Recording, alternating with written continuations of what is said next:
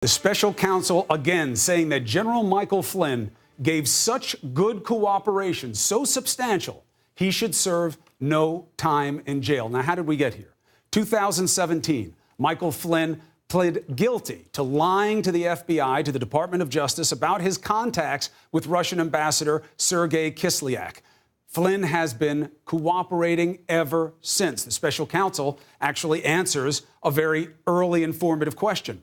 Did Flynn cooperate right away? How much was he into cooperating? There'd been so much speculating and reporting that he was dragging his feet. He didn't want to cooperate. The special counsel says none of that speculation was true, that he was one of the first with long-range understanding of the campaign and the interactions with Russia and other entities to come forward and to cooperate. So that's a key point.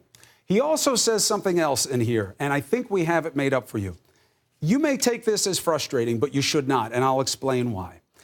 The special counsel says in the addendum, so there's the main memo that's largely background, we'll take you through it. Then there's the addendum, which has the specifics of what he cooperated on.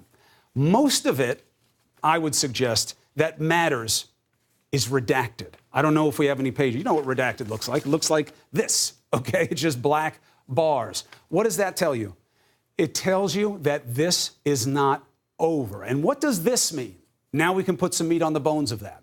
Because in this memo, the special counsel says that not only has General Flynn helped with the special counsel investigation into Russian interference, that's the main one, he's also been helping with a separate criminal investigation.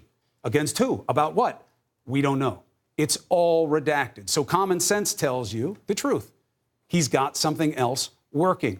There will be more to come. Now, on that basis, you see a lot of suggestive language in these two documents that it's a little bit of a beware.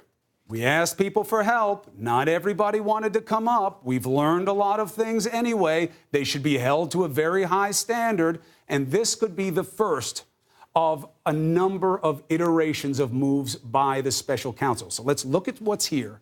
Let's look at what they got from Flynn. And let's look at where it leads. We have two perfect guests for this. We have D.C., both based, former U.S. Solicitor General Neil Katyal and Chief Investigative Correspondent for Yahoo News and co-author of Russian Roulette, Mike Isikoff. Great to have you both. Thank you for being here, gentlemen. Haven't gotten anything wrong yet, right, in terms of laying it out? Not that I heard.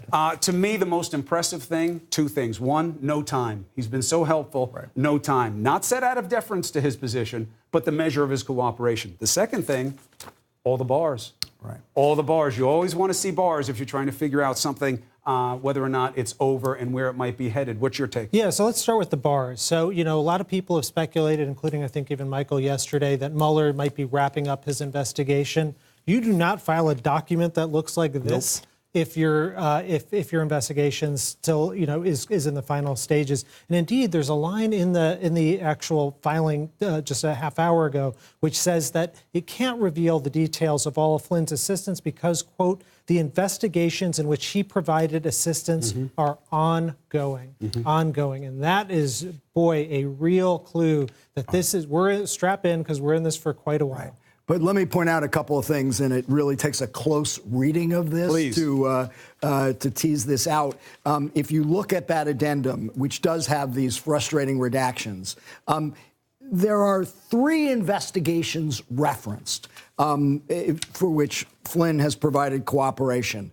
One is completely redacted. We don't know what it is. But it is a criminal investigation. A criminal investigation. The second is the special counsel's investigation into collusion links between the Trump campaign and the Russians. That is not redacted. And then there's a third one, again, totally redacted. So the way I read this, the ongoing investigations, which are not itemized here, are what Flynn is providing continuing assistance to, but it's not the Russia coordination investigation because that is spelled out and not redacted. So there are other matters that Mueller has come across. He may be doing it himself. He may have referred it out to other U.S. attorney's office, as he did with Michael Cohen. We don't know, but you know, the fact is that if you look at the language as it refers to coordination between the Trump campaign and the Russians, I don't see a reference to ongoing. So I love Mike. I have to disagree. So, there is this second part of the memo which talks about Michael's word collusion, but the kind of contacts between the Trump campaign and Russia. And then right afterwards, there's this long blacked out paragraph. Now, I don't think that's necessarily about something else. It could very well be about the same exact thing. It, after all, falls within I'm not known rubric. as a politician, but the truth is you could both be right. Exactly. One, when we are investigating what's happening around Cohen, sources close to that investigation suggest that there is a compartmentalized nature to the probe, and that they may end, for instance, their aspect of looking at the president's role of what he knew and what he did. Maybe they could end that on the basis of his questions. And let's be honest, as you well know, their hands are tied by the DOJ in terms of how they can act on him anyway. So that could end. But there could be other parts that continue. And in fact, when I asked people close to the president's legal team about that, they jumped on the suggestion. So that could be in the offing. Michael could be picking that up in his reporting clearly. However, at the same time, when you isolate something within the Russia investigation that becomes relevant, you can spin it off into its own deal. So now you get that, well, it's not just that you spoke to somebody and you shouldn't have, or you took a meeting that you were stupid enough to take, but this was actually criminal, and you didn't help me clear it up, so now I'm coming after you. You're now not part of the interference probe. You're your own animal in case. But, Chris, let's go back to what the headline is probably here. No jail time. No jail time, which is unusual. Flynn. Mueller has not done that in every case of cooperation. Now, usually, if you're going to use Flynn to make a criminal case against somebody else, you want him not just to plead guilty, but to serve some time, because he is your witness against somebody else. He's your witness who saw criminal conduct, who participated in criminal conduct. Like what they're doing with Cohen. Right. So the question in my mind is, if Flynn is not getting any prison time here, who's the target? Because, it may be that it's just the president, and Mueller is bound by DOJ guidelines. He can't indict the president. Right. He could do a set-aside indictment. Well, he could do an indictment for later. But there's to your nothing point, here that hints at who the potential targets would be. 100% true, to my reckoning, and I haven't heard any different from you yet. However, to answer your own question, on page 2 of the addendum, the government has thus far obtained from the defendant substantial assistance. Some of that benefit may not be fully realized at this time because the investigation in which he has provided assistance are ongoing. However, I'm adding that word, the defendant and the government agree that sentencing at this time is nonetheless appropriate because sufficient information is available to allow the court to determine the import of the defendant's assistance to a sentence, meaning he's already given us enough help to justify our call for leniency, and there are other things that he could still help us with. Agreed, but Michael, I think, is right. The $5 million question is what is to come, and boy, that target has to be something big in order for Flynn to get the deal. Targets, because there are at least two open matters. Sure. So but think about who Flynn was. I served twice in the government in high positions, and the National Security Advisor is pretty much a step away from God. I mean, that's how important that person is. The closest advisor to the president on foreign policy and the like.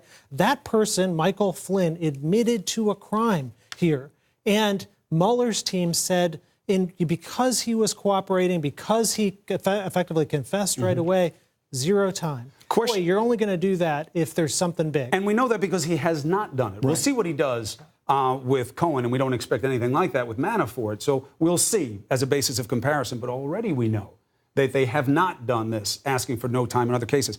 Another thing is this matter. You've drafted lots of these types of pleadings for the government. Usually in public. Criminal investigation. Okay, so there's A as a subset. B, special counsel's office investigation, okay? And then there's a subset I. We don't know if there's a subset in A. There may be based on the paragraph structure, but we're not sure. And then there's this paragraph that's open on page 4. It looks like this. Again, a lot of it is bars, but I'll tell you why I'm making the question.